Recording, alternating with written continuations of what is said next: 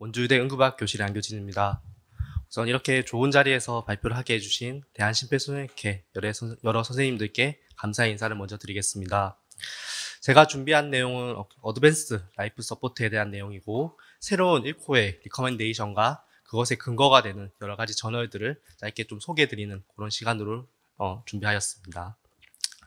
우선 첫 번째로 카디악 어레스트 환자에게서 체온을 조절하는 것에 대해서 제가 설명을 드릴 것이고, 두 번째로 카디악 어레스트 CPR 하는 동안에 초음파를 이용하는 것에 대해서 말씀을 드리겠습니다. 세 번째로 카디악 어레스트 환자에게서 바소프레신과 스테로이드를 병합 투여하는 것에 대한 그런 저널들을 조금 소개해드리고, 마지막으로 ROSC 된 환자들에게서 언제 코로나리 엔지오를 하는 것이 좋을지에 대해서 이렇게 정리해서 말씀드리겠습니다. 첫 번째로는 체온 조절에 대한 내용이고요. 그 중에서도 가장 먼저가 되는 내용은 당연히 우리가 저체온 치료로 알려져 있는 타겟 템퍼러처 매니지먼트일 것입니다. 사실 카디악 어레스트 환자가 이게 자발순환이 회복되었을 때 체온을 조절하는 것은 여전히 되게 중요한 치료의 하나의 요소로 자리 잡고 있고, 2015년도 1코 리커먼데이션 이후에 2개의 커다란 RCT가 좀 보고되어서 이 시스테믹 리뷰를 시작하게 되었습니다. 그래서 시스테믹 리뷰를 위해서 피코, 스터디 디자인, 타임 프레임 이렇게 6가지 컴포넌트를 구성해서 분석을 하였고, 당연히 파퓰레이션은 심정지 환자들, 인 하스피탈 그리고 아웃 오브 하스피탈 모두 포함해서 18세 이상의 성인들이 포함이 되었고, 인터벤션은 32도에서 34도 저체온으로 알려진 그 영역에 TTM을 한 환자들이 포함되었습니다. 그리고 대조군은 당연히 TTM을 하지 않은 그런 그룹이고, TTM을 하지 않은 그룹은 노모더미아, 그리고 그냥 발열만 예방한 그룹을 분류하였고, 그 외에 TTM을 한 그룹에서도 언제 TTM을 시작하였는지, 그리고 TTM을 몇 도로 하였는지, TTM을 몇 시간 동안 유지하였는지, 그리고 어떤 방법으로 예를 들어서 인트라베스큘라 쿨링을 하였는지, 익스터널 쿨링 디바이스를 이용하였는지 이런 것들을 비교하였고, 마지막으로는 리워밍 하는 레이스를 비교하였습니다. 아웃컴은 당연히 환자의 그런 서바이벌, 디스차지와 유럴로직 아웃컴이 메인 아웃컴이었고요. 그 아웃컴은 퇴원 당시 그리고 30일 뒤에 아웃컴을 비교하였습니다. 여기에 포함된 스터디들은 모두 휴먼을 대상으로 한 컨트롤 트라이얼들이 포함되었고, RCT 이외에도 논 RCT도 모두 포함되었습니다. 다만 옵저베이셔널 스터디, 케이스 시리즈 등은 모두 제외되었으며, 타임프레임은 영어 초록이 있는 모든 저널들이 이게 논문의 검색에 포함되었습니다. 그 결과 총 139개의 풀텍스트 오리지널 아티클이 후보에 올랐고, 최종적으로는 32개의 트라이얼들이 저희 시스테믹 리뷰에 포함되었습니다. 지금부터 그런 저널들을 짧게 소개해 드리도록 하겠습니다. 우선 저자들은 TTM이라는 용어 자체를 조금 이렇게 혼동을 올 수 있다고 판단하여서 용어에 대한 정의를 조금 새롭게 하였는데요. TTM이란 말 대신 Temperature Control with Hypothermia, 저체온 그룹으로 분류하였고, TTM을 시행하지 않는 노 TTM 그룹은 노모더미아 혹은 피버 프리벤션 그룹으로 나누었습니다. 우선 하이포더미아에 대한 내용인데요. 6개의 RCT가 시스테믹 리뷰에 포함되었고, 첫 번째 RCT는 2002년도에 NEJM에 거의 최초로 보고된 하이포더미아에 대한 내용입니다. VP 어레스트 이후에 리서시테이션 된 77명의 환자들을 대상으로 랜덤리 어사인하였고, 43명의 환자들에게서 하이포더미아, 카디악 어레스트 이후 자발순환이 회복된 환자들에게서 2시간 이내로 33도로 체온을 조절한 다음 최소 12시간 유지를 하였습니다. 그리고 노모더미아 그룹과 비교를 하였는데요. 그 결과는 옆에서 보시는 이 그래프처럼 환자가 좋은 유럴로직 아웃컴을 가지고 태어난 그룹이 하이포더미아 그룹에서 49%, 노모더미아 그룹에서 26%로 통계적으로 유의미하게 하이포더미아가 좋은 아웃컴을 보이는 것으로 나타났습니다. 이후 같은 연도에 하카 그룹에서 좀 큰 스터디를 발표를 하였고, VP 어레스트 환자를 대상으로 역시 ROC 된 환자를 대상으로 275명을 1대1로 어사인하였습니다. 하이포더미아 그룹에서는 32도에서 34도로 이렇게 설정을 해서 최소 24시간 유지를 하였고요. 프라이머리 엔드포인트로는 6개월 이후에 페이버리 유럴로직 아웃컴을 보이는지, 그리고 세컨더리 아웃컴은 6개월 뒤에 모탈리티를 함께 보았습니다. 그 결과 프라이머리 아웃컴에서 페이버리 유럴로직 아웃컴은 하이포더미아 그룹이 훨씬 더 좋은 것으로 보고되었고, 세컨더리 아웃컴은 여기 그래프에서 보시는 K플란 메이어 그래프를 보시는 것처럼 하이포더미아 그룹에서 보다 더 좋은 아웃컴을 보이는 것이 나타났습니다. 이것을 계기로 이제 본격적으로 하이포더미아가 널리 사용되기 시작하였는데요.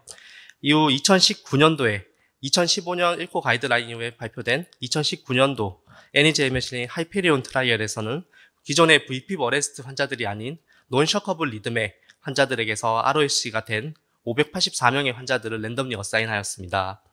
1대1로 거의 어사인하였고, 하이포더미아 그룹은 33도, 그리고 노모더미아는 37도로 이렇게 나눠서 두 개를 비교하였으며, 프라이머리 엔드포인트로는 90일 뒤에 유롤로직 아웃컴을 보았습니다. 그 결과 역시 기존의 결과와 마찬가지로 하이포더미아 그룹에서 좋은 유롤로직 아웃컴이 10.2%, 그리고 노모더미아 그룹에서 5.7%로 하이포더미아 그룹이 훨씬 더 좋은 것으로 이렇게 프라이머리 엔드포인트를 맞췄지만, 기존의 연구 결과와는 조금 상반되게 90일 뒤에 모탈리티는 두 군에서 차이가 없는 것으로 그렇게 밝혀졌습니다. 이 연구 이후에 하이포더미아가 그러면 어디까지 효과가 있는 것인지에 대해서 조금 이렇게 본격적으로 논의가 시작되었고, 대망의 2021년도에 TTM2 트라이얼이 보고되었습니다. TTM2 트라이얼은 굉장히 많은 환자들이 일론된 메가 트라이얼이었고요. VP 버레스트 환자들을 대상으로 소생이 된 환자들에게서 1,800명의 환자를 1대1로 어사인하였습니다. 하이포더미아 그룹에서는 33도, 그리고 노모더미아 그룹에서는 37.8도를 타겟으로 여기보다 열이 더 나지 않도록만 그렇게 액티브하게 피버를 컨트롤하는 그룹으로는 이렇게 나눴고, 프라이머리 엔드 포인트로는 6개월 뒤 사망률, 세컨더리 아웃컴으로는 6개월 뒤 펑셔널 아웃컴을 평가하였습니다.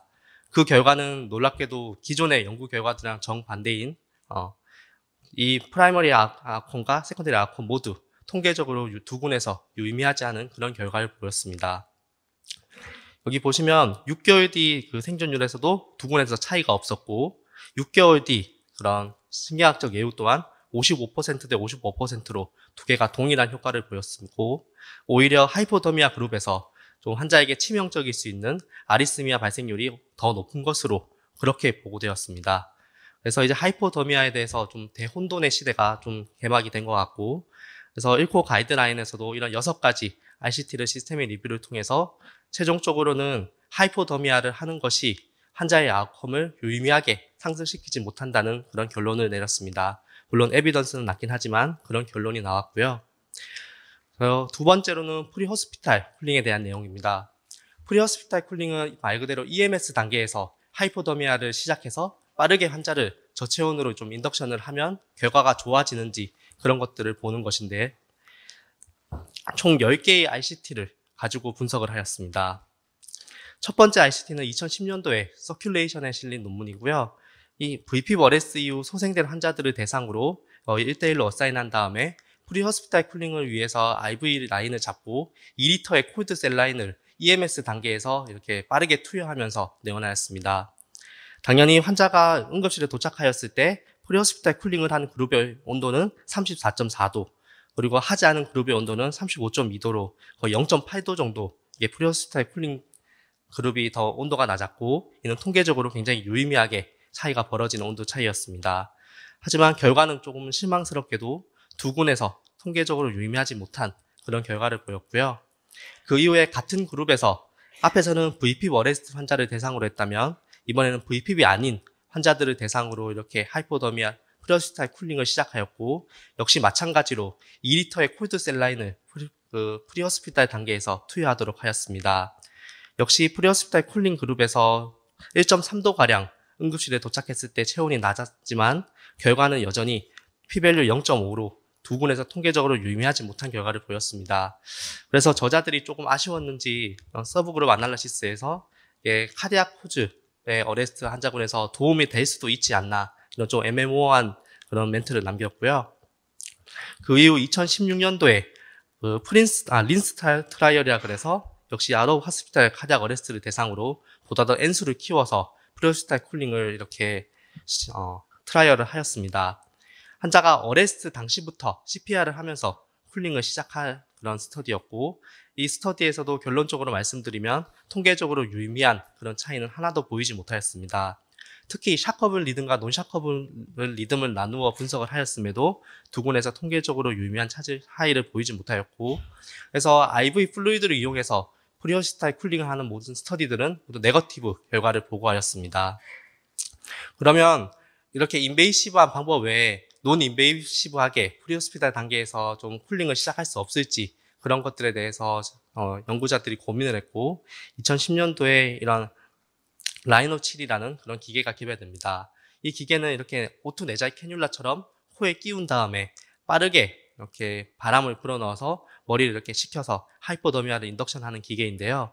여기 보시면 확실히 라이노 7을 트라이하는 그룹에서 이게 환자의 체온이 통계적으로 유의미하게 벌어지기 시작하고 33도, 34도 타겟으로 이렇게 하이포더미아를 이렇게 목표 체온에 도달한 시간조차 이게 안 한 그룹에 비해서 약 2시간가량 빠르게 목표 체온에 도달하는 것을 확인할 수 있었습니다. 하지만 여전히 결과는 조금 실망스러웠는데요. 환자의 서바이벌 레이트와 그런 군 뉴럴로직 아웃컴 모두 두 군에서 통계적으로 큰 차이를 보이지 못하였습니다. 다만 CPR 10분 미만으로 시행한 환자군에서는 라이노 7에서 조금 더 좀 아웃컴이 좋았다, 이런 서브 그룹은 보고하였지만 결론적으로는 라이노 7 스터디는 일단은 네거티브 결과를 보였고, 이후 자마에서 2019년도에 라이노 7을 이용해서 같은 스터디를 한 번 더 하게 되었습니다. 이 스터디는 677명의 아웃 오브 카디악 어레스트 환자를 대상으로 프리호스피탈 쿨링 라이노 7을 이용해서 시작을 하였고, 컨트롤 그룹을 하지 않은 그런 그룹이었는데요. 그 결과는 여전히 조금 실망스러웠습니다. 모든 그런 아웃컴에서 통계적으로 이렇게 유의미한 차이를 보이지 못하여서 프리호스피탈 쿨링에 대해서 스터디한 것들은 대부분 네거티브 결과를 보이게 되었습니다. 이런 것들을 바탕으로 이번에 1코 리커먼데이션에서는 프리호스피탈 쿨링은 이렇게 효과가 있지 않더라 하는 것으로 이렇게 모더레이트 에비던스로 권고를 하게 되었습니다. 그러면 환자의 체온을 다르게 하면 어떨 것인가? 그리고 환자의 저체온하는 그 듀레이션을 다르게 하면 어떨 것인가? 그리고 방법을 다르게 하면 어떨 것인가? 그런 것들을 연구자들은 고민을 했고요. 첫 번째로 환자의 체온을 다르게 하였을 때 아웃컴이 어떻게 되는지를 살펴본 연구입니다. TTM 트라이얼이라고 해서 33도와 36도를 비교한 스터디였는데요. 저희는 당연히 33도가 조금 좋을 것으로 기대를 하였지만 여기 프라이머리 환자의 생존율과 CPC 모두 두 군에서 통계적으로 차이를 보이지 못하였습니다. 사실 이렇게 온도를 비교한 논문들은 워낙 RCT가 적기 때문에 많은 RCT가 포함되지 못하였고, 방금 설명드렸던 그 RCT 하나를 가지고 이게 33도와 36도를 나누는 것은 통계적으로 유의미하게 환자의 아웃컴을 상승시키지 못한다는 그런 리커먼데이션을 하였고, 그 밖에 32도와 34도, 32도와 33도, 그리고 33도와 34도 모두 통계적으로 유의미한 결과를 보이지 못하였다고 리커먼데이션 하였습니다. 그러면 저체온에 있는 그 시간을 늘리면 어떨 것인가에 대해서 저자들은 또 연구를 했고, 이게 24시간 동안 33도를 유지한 그룹과 48시간 동안 33도를 유지한 그룹을 비교를 하였는데요. 역시 이 결과도 마찬가지로 모두 네거티브 결과가 나왔습니다. 환자의 유럴로직 아웃컴과 서바이벌 디스차지 모두 통계적으로 차이를 보이지 못하였고, 오히려 48시간 동안 그런 하이포더미아를 유지한 군에서 아리스미아와 같은 그런 어드버스 이벤트가 조금 더 통계적으로 많이 나타나는 것으로 보고하였습니다. 그러면 이 쿨링하는 방법을 다르게 하면 어떨지에 대해서 또 연구를 했는데요. 저희 보통 페모랄 베인 이용하죠. 여기 인트라 베슬 쿨링 디바이스를 이용해서 좀 인베이시브하게 쿨링하는 이런 방법과 익스터널 쿨링 디바이스를 이용해서 피부에서 쿨링을 시작하는 이 두 가지 방법을 비교하였고, 보시면 파란색이 인트라베스큘라 쿨링, 그리고 바깥쪽이 익스터널 쿨링 디바이스인데, 인트라베스큘라 쿨링 디바이스가 훨씬 더 빠르게 33도에 도달하고, 이 33도가 유지되는 이 변화폭 또한 훨씬 더 작은 것을 알 수 있었습니다. 그래서 엔도바스큘라 쿨링 디바이스 자체가 조금 더 나은 아웃컴을 보이지 않을까 이렇게 기대를 하였지만, 그 결과는 또 여전히 실망스러웠습니다. 엔도바스큘라 쿨링 디바이스와 익스터널 쿨링 디바이스 모두 통계적으로 유의미하게 그런 아웃컴의 변화를 보이지는 못하였습니다. 그 밖에도 다른 3개의 RCT를 통해서 총 523명의 환자들이 이게 쿨링 메소드를 다르게 하였을 때 통계적으로 차이가 있는지 보았지만 모두 네거티브 결과가 나왔고요. 또한 리어밍 레이스에 대해서는 어떤 스터디도 저자들이 찾을 수 없었기 때문에 분석하지 못하였다고 그렇게 저자들은 말하였습니다. 앞에서 제가 좀 장황하게 말씀드린 내용들을 짧게 요약을 하면서 리커멘데이션을 말씀드릴 텐데요. 첫 번째 이 표는 제가 처음에 설명드렸던 피코 거기에 대한 내용이기 때문에 건너뛰도록 하겠습니다. 이번에 1코 가이드라인에서 저자들은 하이포더미아가 아닌 카디악 어레스트 환자들이 ROSC 되었을 때 37.5도를 타겟으로 피버를 좀 액티브하게 컨트롤하는 그 정도의 레커멘데이션만 하였습니다. 32도와 34도와 같은 하이포더미아의 효과에 대해서는 조금 불명확하다 이렇게 이야기를 하였고, 그리고 두 번째로 환자가 ROSC 되었을 때 마일드하게 하이포더미아가 있다면 이 하이포더미아를 교정하기 위해서 보온을 하는 것은 하지 말도록 권고를 하였습니다. 또한 프리호스피탈 단계에서 콜드 셀라인을 이용해서 쿨링을 하는 것은 루틴하게 사용하지 않도록 그렇게 권고를 하였고요. 엔도바스큘라 쿨링이나 익스터널 스페이스 쿨링과 같이 이 방법은 두 개가 통계적으로 차이가 없기 때문에 어떤 것을 선택해도 상관은 없다 그렇게 제안을 하였고, 다만 이렇게 체온 조절 치료를 하게 되면 환자의 체온을 빠르게 피드백을 실시간으로 해줄 수 있는 그런 장치를 이용하는 것을 권고하였습니다. 또한 최소한 ROSC 된 이후 72시간 동안은 최소한은 환자의 체온을 조절하는 것을 권고하였고, 특히 피버가 나지 않도록 조절하도록 권고를 하였습니다. 제가 설명드린 내용을 짧게 이렇게 일러스트레이션을 표현한 것이니 읽어보시면 될 것 같고요. 사실 이번 리커멘데이션에서 저자들이 좀 많이 고민했던 것은 TTM에 대한 용어 자체에 대한 고민이 많았습니다. TTM은 사실 굉장히 뭉뚱그려서 이렇게 표현하는 용어이기 때문에 저자들은 TTM이 아니라 하이포더미아, 그리고 노모더미아, 그리고 피버 프리벤션, 그리고 아무것도 하지 않는 이렇게 4개의 그룹으로 세부적으로 나눠서 얘기를 하는 것이 좋겠다라고 얘기하였고, TTM1, TTM2 트라이얼이 모두 네거티브 결과를 보였기 때문에 TTM이란 용어 자체가 조금은 부정적일 수 있는 그 스터디랑 연결되는 그런 용어이기 때문에 사용하지 않는 것을 권고하였습니다. 그래서 TTM이 아닌 템퍼러처 컨트롤 위드 하이포더미아, 템퍼러처 컨트롤 위드 노모더미아, 템퍼러처 컨트롤 위드 피버 프리벤션, 그리고 노, 이렇게 4그룹으로 나눠서 정의하도록 권고하였습니다. 자, 두 번째는 CPR 하는 동안 초음파를 사용하는 것에 대한 내용입니다. 사실 요새 초음파가 워낙 널리 쓰이고 있고, 특히 포커스라는 개념이 도입되면서 저희 응급실에서도 많이 사용하고 있는데요. 저자들은 CPR을 하는 동안 과연 이 초음파가 얼마나 정확할 것인지에 대해서 많은 문헌고찰을 하였습니다. 파퓰레이션은 당연히 카디악 어레스트 환자들이 거고, 인터벤션은 CPR 하는 동안 초음파를 사용한 그룹이고, 비교군은 CPR 동안 초음파를 사용하지 않은 그룹이 될 것입니다. 아웃컴에서는 초음파를 이용해서 어떤 리버서블한 카디악 어레스트의 코즈를 찾거나 아니면 최소한 좀 어떤 이상한 소견을 찾은 그런 것들을 포함하였고요. 그 결과 CPR을 하면서 초음파를 보는 것에 대한 민감도와 특이도를 분석할 수 있는 논문은 오로지 하나의 옵저베이셔널 스터디밖에 없었다고 이렇게 밝혔습니다. 이것이 하나의 옵저베이셔널 스터디고 2022년도에 리서시테이션에 실린 논문인데요. 총 8,600개의 문헌을 고찰하여서 메타 아날리시스를 하려고 하였지만 최종적으로 선택된 12개의 논문조차도 바이어스가 워낙 크고 컨피던스 인터벌이 워낙 넓고 그리고 굉장히 에비던스가 낮기 때문에 결국엔 메타 분석을 하지 못하였습니다. 이 표는 여기서 선택된 12가지의 그런 논문의 그런 바이어스의 리스크들 그런 것들 표시한 것인데 대부분 노란색 아니면 빨간색으로 굉장히 좀 헤테로지너스하게 분포된 것을 알 수 있었습니다.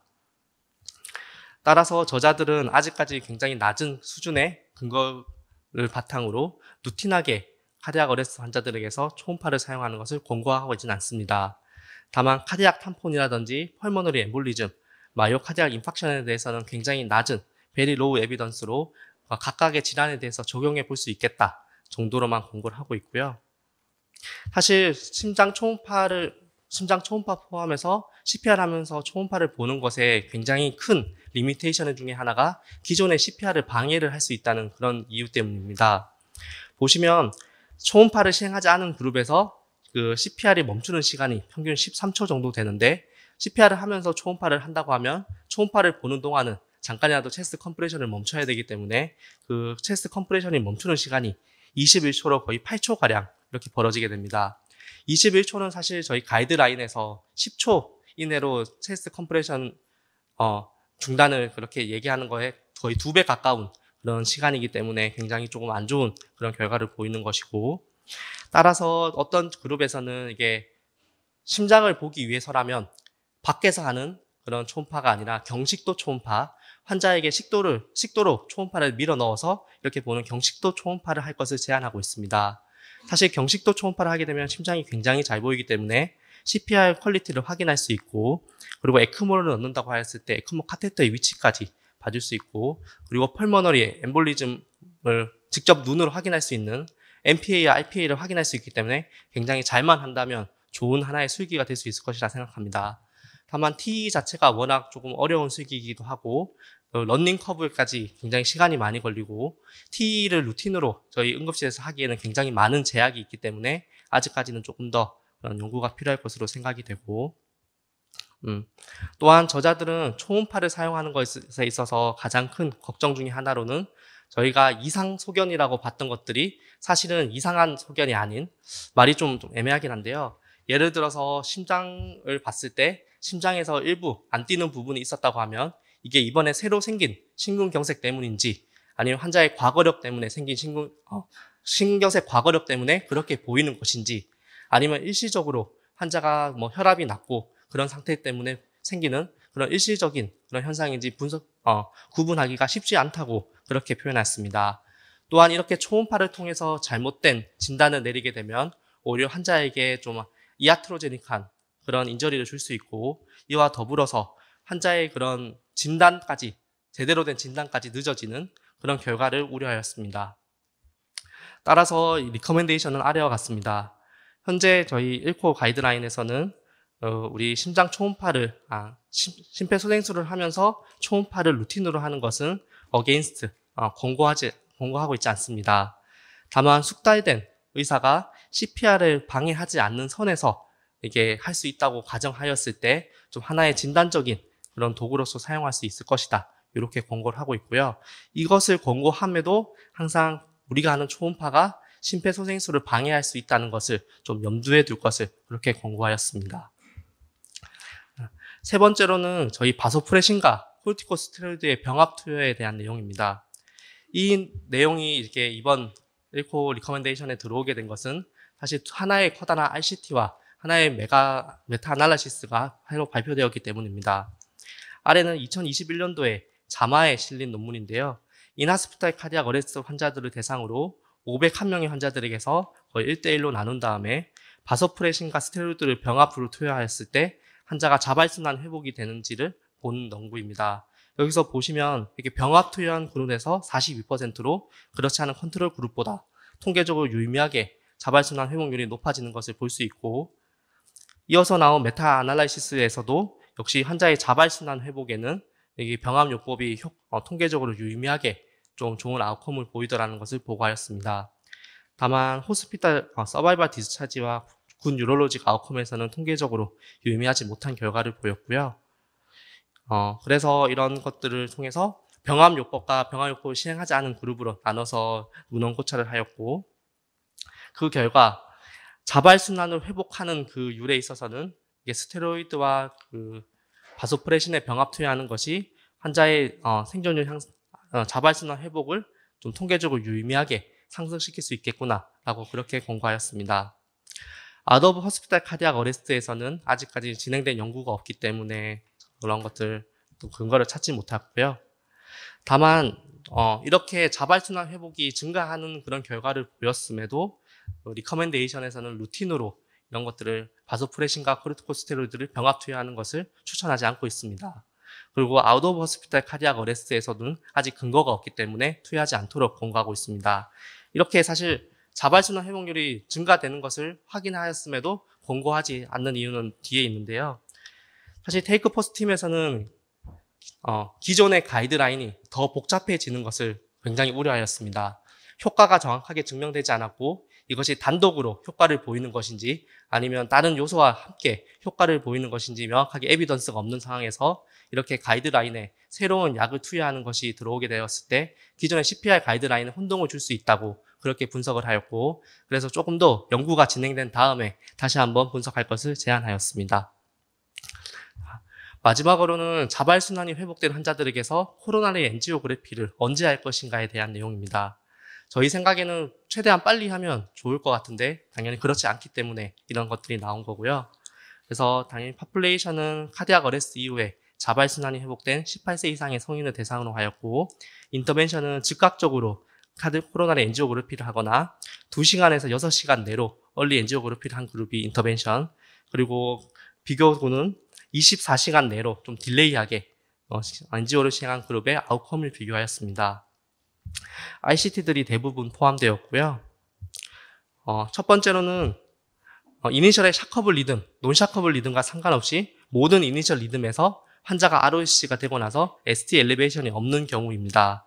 530명의 환자들이 포함되었고 이 환자는 ST 엘리베이션이 없었고 랜덤리 어사인되어서 한 그룹은 이미디어트 엔지오그래피, 나머지 그룹은 딜레이 엔지오그래피를 시행하였습니다.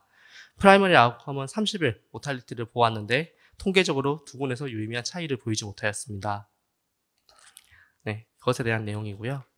그러면 이니셜의 샤커블 리듬의 환자들에게서 엔지오를 빨리 하는 것이 어떨지에 대해서 또 연구를 하였고, 이 환자들은 이니셜의 샤커블 리듬이었지만 ROSC가 되고 나서 시행한 EKG상에서 SC 엘리베이션이 보이지 않았던 경우입니다. 이 경우에도 1대1로 이렇게 나눠서 분석하였지만 통계적으로는 유의미한 차이를 보이지 못하였습니다. 그것에 대한 내용이고요. 그리고 만약에 이니셜 리듬과 상관없이 환자가 시행한 EKG상에서 ST 엘리베이션이 보인다면 기존의 이머전시 코로나리 엔지오그래피를 하는 것에 대한 그런 반하는 결과를 보고한 논문은 없었기 때문에 새롭게 분석하지는 않았고, 또한 빠르게 엔지오그래피를 하는 것과 딜레이 엔지오그래피를 하는 것에서 이스케믹 스트로크라든지 헤모리지 스트로크 같은 것들을 어드밴스 이벤트가 발생하는 확률은 두 군에서 통계적으로 유의미한 차이는 없었습니다. 그래서 코로나리 엔지오그래피에 대한 새로운 리커멘데이션은 만약 환자가 자발순환이 회복되고 시행한 EKG상에서 ST 엘리베이션이 보이지 않는다면 빠르게 엔지오그래피를 하는 것도, 그리고 24시간 내에 딜레이 엔지오그래피를 하는 것도 둘 다 합리적인 선택으로 그렇게 남겨두었습니다.